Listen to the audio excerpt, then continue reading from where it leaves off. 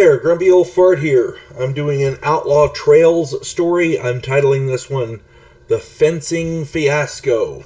Before I get into this, if you enjoy my content, it would really help me out if you could hit the like button, subscribe to my channel, share my content on all of your social media platforms, and post a comment or two.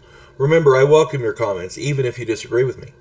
If you enjoy a good book, check out my author page on Amazon.com. My pen name is H.L. Anderson. You can find all of my books there, including the tabletop role-playing game, Outlaw Trails. I got it published a couple months ago, and there's a picture of it right there. Role-playing in the Old West. It's like other tabletop role-playing games, except, in my opinion, much easier. This is designed for brand new game masters, people without a lot of experience. So I hope you get it, and I hope you have years of fun playing.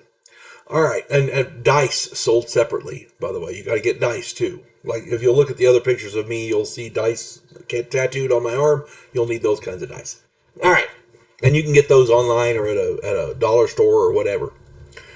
They're not expensive. All right, on with the Fencing Fiasco.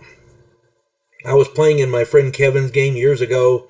It was me, Earl, and Jesse. We were playing established characters, and we'd been playing in Kevin's game for some time. We'd robbed a stagecoach and had gotten away with a payroll.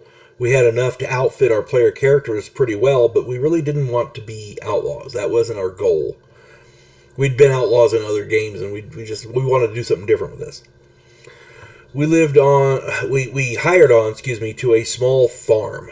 The man needed a new fence around his land. He had acquired a plot from the neighbor and intended to branch out into sheep ranching.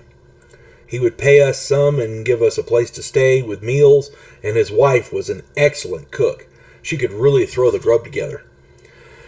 The first 3 days were cool. Nothing really out of the ordinary happened. We were planting posts and stringing barbed wire. All was well. The rancher's wife would bring us lunch and canteens at about midday on the buckboard, and we had no complaints because at night they brought around cold bottles of beer. It was a good life for those 3 days. Yeah.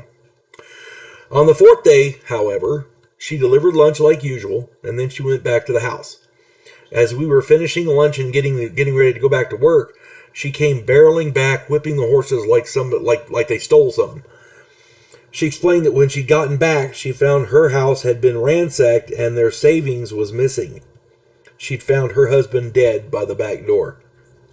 Jesse was our tracker, so he scouted for sign while we helped her bury the man and get sorted.